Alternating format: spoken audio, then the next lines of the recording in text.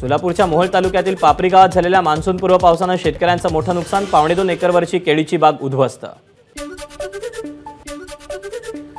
वादळी वाऱ्यासह झालेल्या पावसामुळे बुलढाण्याच्या मलकापूर शहर पोलीस ठाण्याचं छत कोसळलं। पोलिसांवर जीव मुठीत घेऊन काम करण्याची वेळ, दुसऱ्याचं रक्षण करणाऱ्या पोलिसांचीच सुरक्षा धोक्यात। सोलापूर जिल्ह्यातील मोहोळ पंढरपूर तालुक्याला मान्सूनपूर्व पावसाने झोडपलं। वादळी वाऱ्यासह झालेल्या पावसामुळे फळबागा भुईसपाट, तर घरांचे पत्रे उडाल्यानं नुकसान।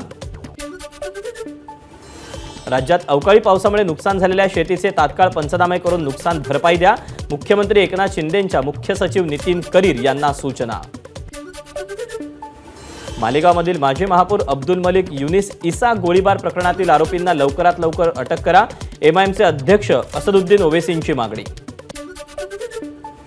माजी आमदार रमेश कदम, ठाकरे गटाचे उपनेते शरद कोळी यांच्यासह 72 जणांना 1 महिन्याच्या कारावासाची शिक्षा। मोहोळमधल्या उड्डाण पुलाखालील जाळी तोडणं आणि पोलीस स्टेशनवर मोर्चा काढल्याप्रकरणी अडचणीत वाढ। जुन्नर तालुका बिबटमुक्त करावा या मागणीसाठी किल्ले शिवनेरीच्या पायथ्यापासून जुन्नर तहसील कार्यालयापर्यंत मेंढ्यांसह मेंढपाळांचा मोर्चा।